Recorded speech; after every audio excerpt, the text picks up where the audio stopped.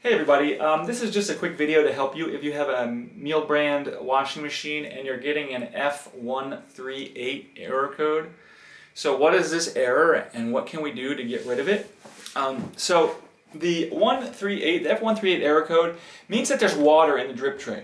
And so the first thing we need to do before we deal with this is to just get something like a cloth or something and sop up all the water in the drip tray and get it as dry as we can.